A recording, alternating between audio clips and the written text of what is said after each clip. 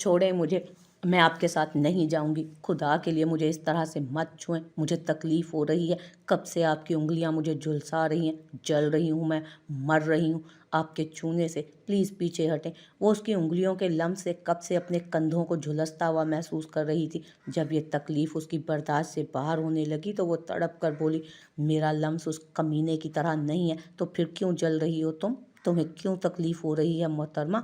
मैं एहतराम से, इज़्ज़त से तुम्हें छू रहा हूँ। मेरे दिमाग में हवस नहीं, मोहब्बत का जज्बा है। क्यों नज़र नहीं आ रहा वो तुम्हें?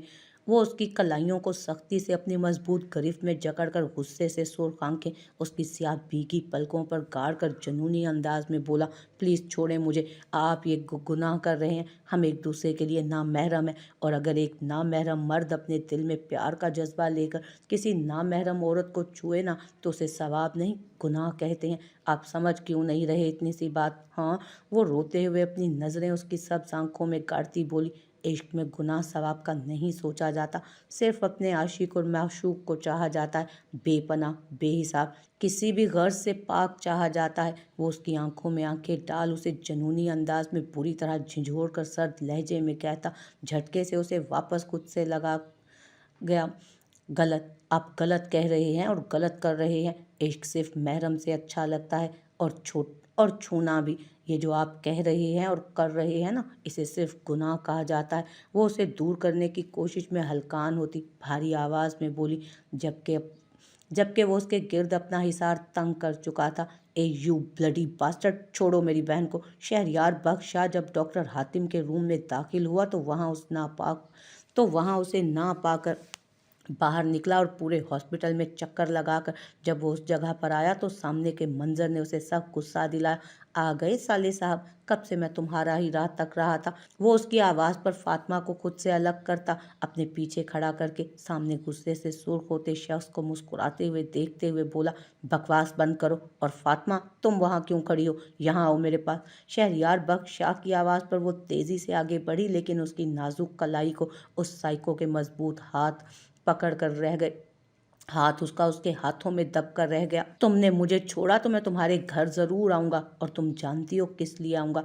नहीं तो सोच समझ कर फैसला करना, माइन इनोसेंट डोल। वो गहरे लहजे में बोलता उसे थर थर कांपने पर मजबूर कर गया, तो वो अपनी बेबस स्याह आंखों से सामने खड़े शहरयार बख्श शाह को देखने लगी, जो गुस्से से उस इंसान को घूर रहा था। इसकी बातों से मत डरो फातिमा, कुत्ते सिर्फ भौंकते हैं, करते कुछ नहीं। ये भी उन्हीं कुत्तों में शुमार होता है। वो सख्त नज़रों से उसे देखते हुए फातिमा को हौसला देने लगा आगे बढ़ने के लिए, लेकिन वो बेचारी कैसे आगे बढ़ती। उसे तो उस जनूनी इंसान की गिरफ्त से निकलना ही बहुत मुश्किल लग रहा था। सही कहा साले साहब, कुत्ते सिर्फ भौंकते हैं, करते कुछ नहीं। तुम लोगों की गैर जिम्मेदारी की वजह से एक मासूम लड़की आज इस हाल में है, अपने लिए लड़ भी नहीं सकती। किस वजह से? सिर्फ उसके घर के मर्दों की गैर मौजूदगी की वजह से। अगर तुम लोग शेर की तरह इसकी हिफाजत करते, डैमेट, तो आज इसके साथ इतना बड़ा जुल्म ना हुआ होता। वो सख्त गिर लहजे में कहता, फातिमा शाह को कलाई से झटका देकर उसे खुद से लगाता। कुछ देर उसी तरह खामोश खड़ा रहा, फिर उसे गुस्से से दूर करता वो उसके कान के करीब झुका, जालिम जानम, तुमने अच्छा नहीं किया अपने डरपोक खानदान को चुनकर। बहुत जल्द आकर तुम्हें इनकी नज़रों के सामने से ले जाऊंगा, और तुम्हें ऐसी सज़ा दूंगा कि तुम कांप कर रह जाओगी।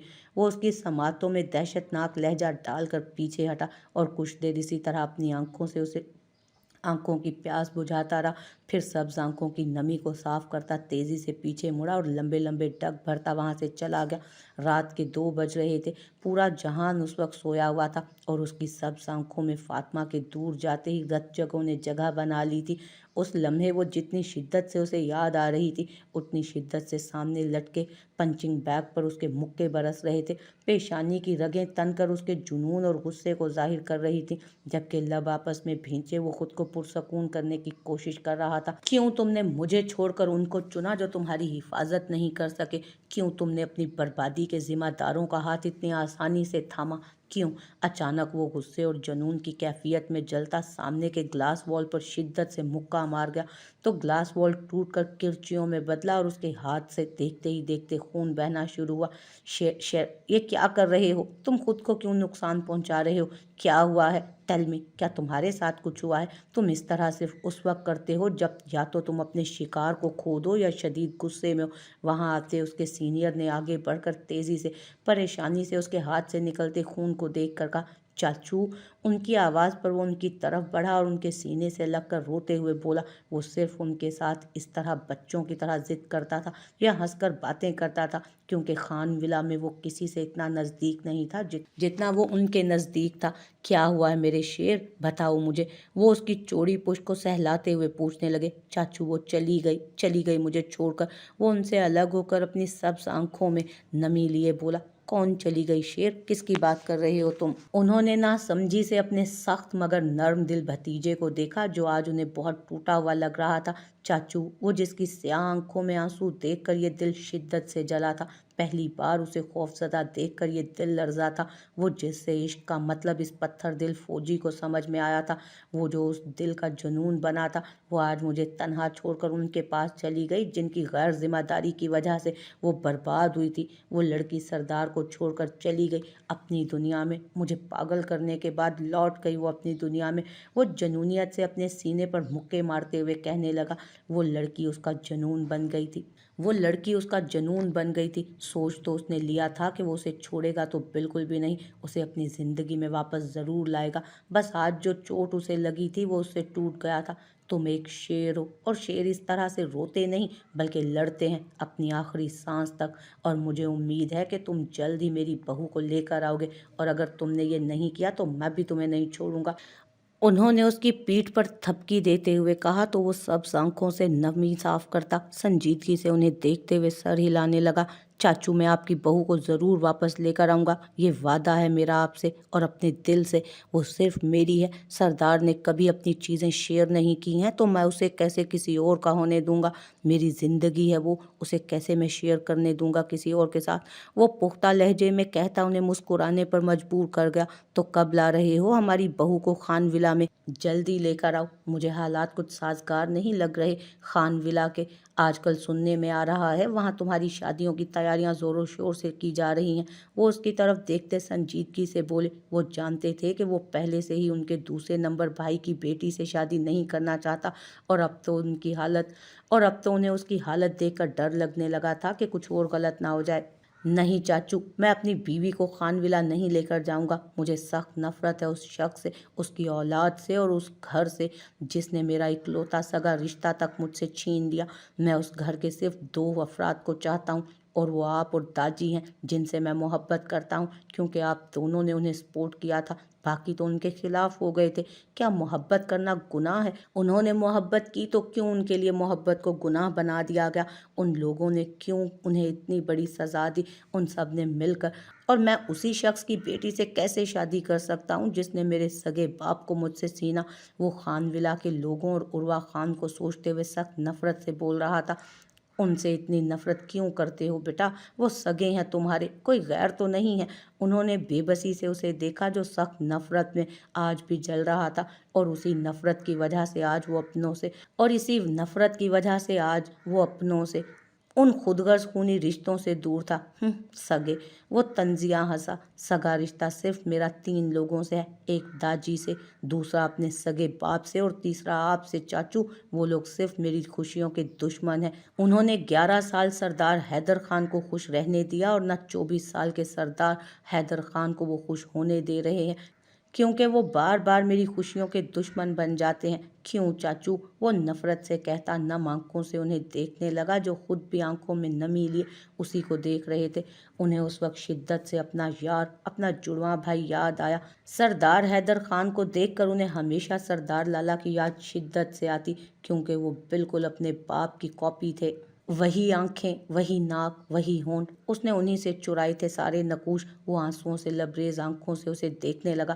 شاہ بی بی، یہ آپ کی دوست نظر نہیں آتی، کہاں ہیں وہ آج کل؟ کہیں کسی نئے بکرے کو تو نہیں ٹھکانے لگانے پر لگی ہوئی؟ وہ جلاد رانی، صبح ناشتے کی میز پر صرف وہ دونوں بیٹھے تھے، دونوں سر جھکائے ناشتہ کر رہے تھے۔ تبھی عالمداد کو ماں مہر کا خیال شدت سے آیا، تو وہ اپنی سرمئی آنکھوں کو اوپر اٹھا کر اس شیطان کی خالہ کو دیکھنے لگا جو خاموشی سے ناشتہ کر رہی تھی۔ पीर साईं तो सुबह ही अपने डेरे पर निकल चुके थे। एक शर्त पर बताएंगे हम, वो ऑमलेट खाती मज़े से बोली तो आलमदाद जल कर रह गया और नज़रों में सख्ती लिए होंठों पर मुस्कुराहट सजा कर उसे देखते हुए कहने लगा, जी शाह बीबी, बताइए आपकी क्या शर्त है। नूरे हरम उसकी बात पर आंखों में शरीर चमक लिए और होंठों पर खूबसूरत तबस्सुम सजाकर उसे देखने लगी। जो शोला ज्वाला बना उसी को देख रहा था। आपके पीर साईं की पसंद नापसंद और वो किस चीज़ से सबसे ज़्यादा डरते हैं और किससे ज़्यादा नहीं डरते, सब मुझे एक एक करके बताएं, फिर हम आपको माँ महर का पता देंगे कि आजकल वो क्या कर रही हैं और कहाँ पर हैं। नूरे हरम शरारत से आंख दबाकर उससे पूछने लगी, सबसे बड़ी चीज़ वो आप जैसी शैतान की खाला को पसंद करते हैं, दूसरी वो सबसे अफसोस वाली बात वो कुत्तों से सख्त डरते हैं। आलमदाद ने दांत कचकचाकर उसे गुस्से से घूरते कहा, वॉट वॉट, इतना हैंडसम और हॉट मैन सिर्फ एक छोटे से क्यूट कुत्ते से डरता है। सच में बहुत मज़ा आने वाला है अब तो, जब हम अपने जर्मन कुत्ते को यहाँ लाकर उनके पीछे लगाएंगे। वल्लाह वो मंजर कितना सुहाना होगा ना, वल्लाह वो मंजर भी कितना सुहाना होगा ना, जब हमारा कुत्ता पीर साईं के पीछे होगा और पीर साईं हमारे प्यारे कुत्ते के आगे आगे। ओफ, वो हंसती हुई ख्यालों में उसे कुत्ते के आगे भागते हुए देखने लगी, जबकि उसकी बात पर आलमदाद उसे घूर कर रह गया।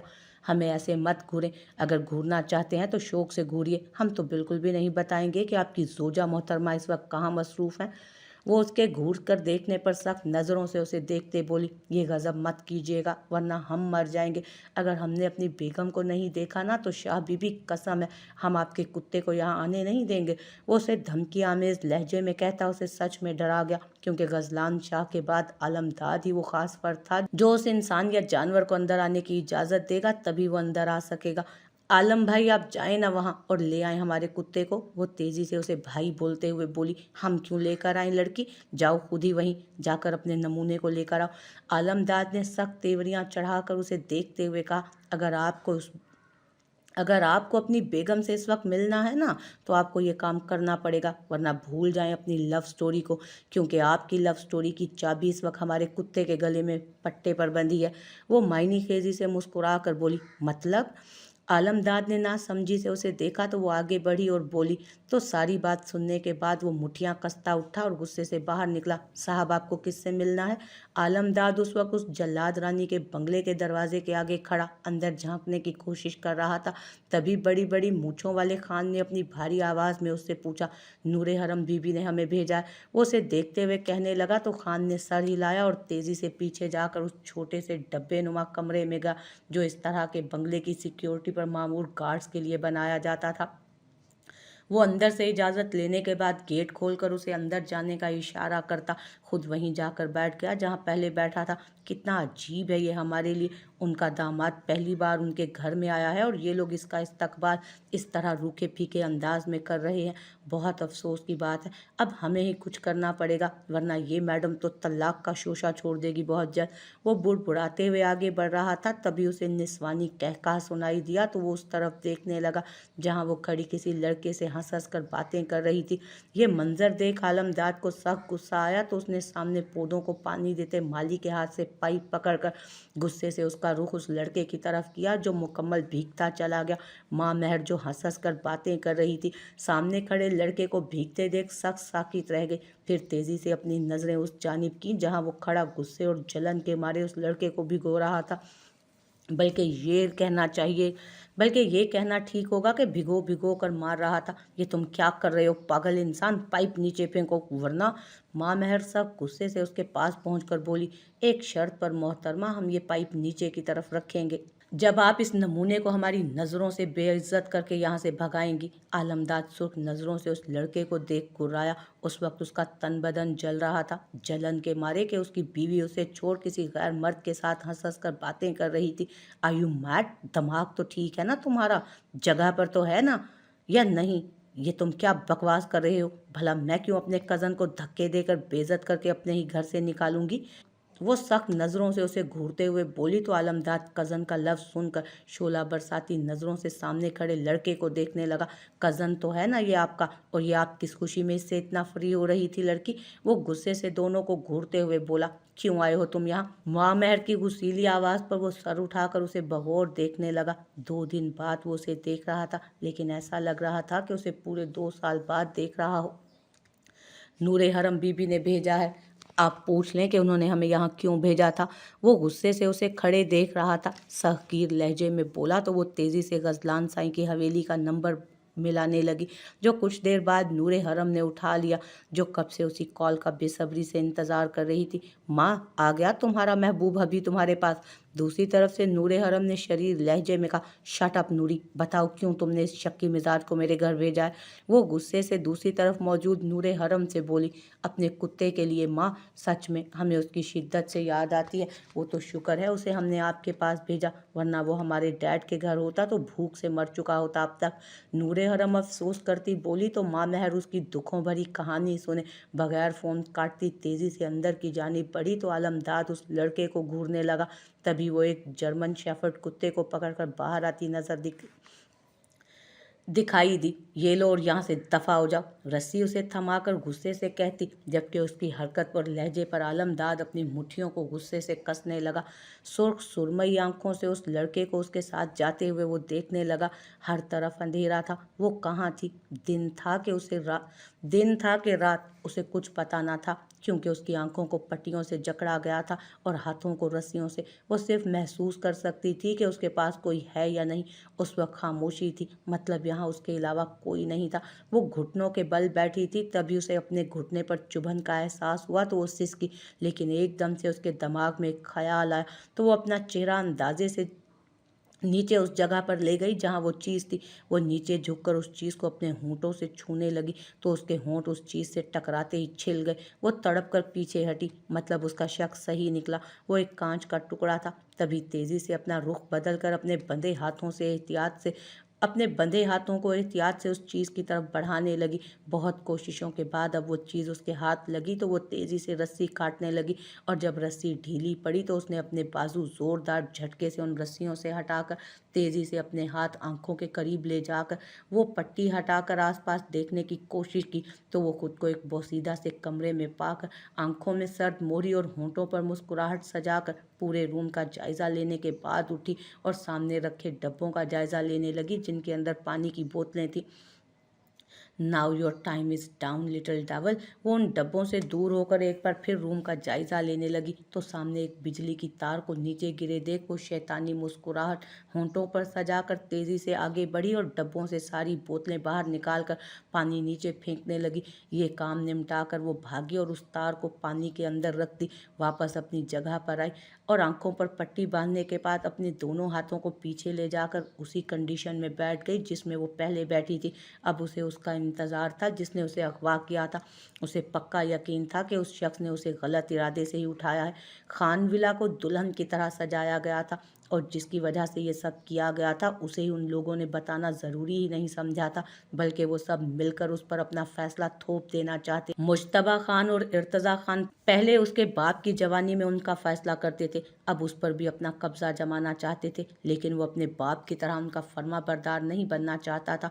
जो उसके बाप ने अपने रिश्तों की जड़ों को मजबूत करने के चक्कर में अपने बाप से ज़्यादा अपने बड़े भाइयों की बात मानकर अपनी ज़िंदगी को सबसे बड़ी खुशी से ही खुद महरूम कर दिया था।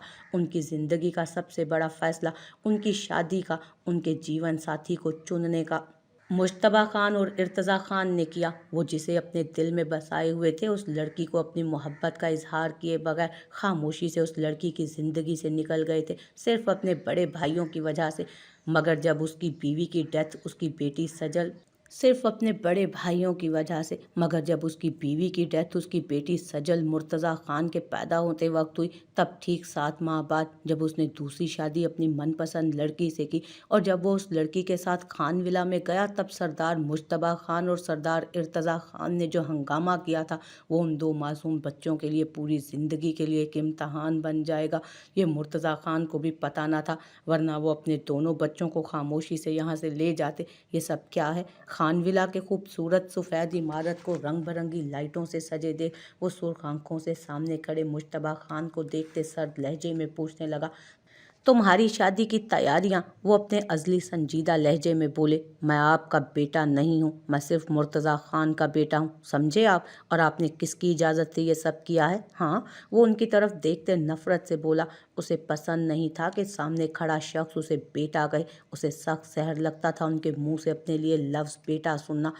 अपने खुद के इजाज़त से सरदार हैदर खान, तुम जानते हो ना, यहाँ इस घर में सिर्फ मेरा हुक्म चलता है और जो फैसला मैं करता हूँ वही सबको खामोशी से मानना पड़ता है।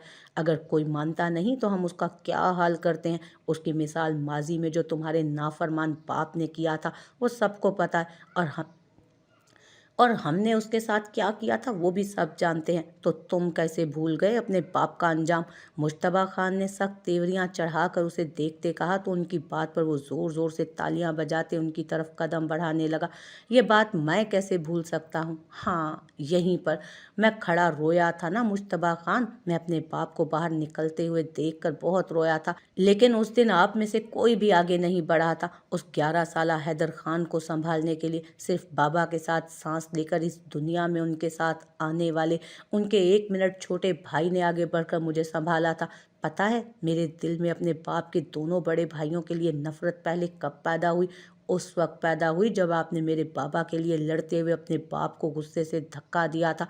आप लोग उस वक्त इतने गिर गए थे कि अपने बड़ों से अनजाने में, गुस्से की हालत में अपने बड़ों से इस तरह पेश आए। तोहफे आप दोनों पर। मुझे अफसोस हो रहा है कि मेरी रगों में आप दोनों का खून दौड़ रहा है। क्यों? वो सब्ज आंखों में नफरत लिए उन्हें देखते हुए उस दिन को एक बार फिर से याद करते, दरवाजे की तरफ इशारा करते नफरत से बोला। जब भी वो उस दिन को याद करता उनके लिए नफरत और भी ज़्यादा बढ़ जाती थी दिल में। सरदार सरफराज खान, उनके 4 बेटे थे। सबसे बड़े सरदार मुश्तबा खान, दूसरे सरदार इर्तज़ा खान, फिर उसके बाद उनके 2 जुड़वां बेटे सरदार मुर्तज़ा खान और मुस्तफ़ा खान, जो उनके दोनों बड़े बेटों से 7 साल छोटे थे। पहले वो पिशावर के एक छोटे से गांव में रहते थे, लेकिन जब मुश्तबा खान और इर्तज़ा खान ने पढ़ लिख कर कराची में अपना कारोबार एक साथ शुरू किया तो अपनी मेहनत से वो कराची में अपना नाम बनाने में भी कामयाब हुए। तब वो दोनों कामयाब बिजनेसमैन बनकर पिशावर अपने घर लौटे तो अकेले नहीं थे। उनके साथ उनकी बीवियां भी थीं, जिन्हें देखकर सरफराज खान को दुख तो हुआ कि वो कैसे अपने बाप से छुपकर खामोशी से शादी कर सकते हैं। फिर वो खुशी से उन्हें गले लगाकर अपनी बहुओं के सरों पर हाथ रख गए, उन्हें कबूल कर गए। मगर फिर उनकी ज़िंदगी तब बदली जब वो अपने दोनों जुड़वां बेटों के साथ, उनकी माँ तो मुर्तज़ा और मुस्तफ़ा की पैदाइश के वक्त ही हरकतें कल्ब बंद हो जाने की वजह से चल बसी थी। कराची में उनके साथ साथ उनके दोनों छोटों बेटों की ज़िंदगी उनके बड़े बेटों के फैसलों की वजह से जैसे ठहर सी गई थी। वो जो भी करते थे सिर्फ उनके कहने पर करते। अगर वो ज़िद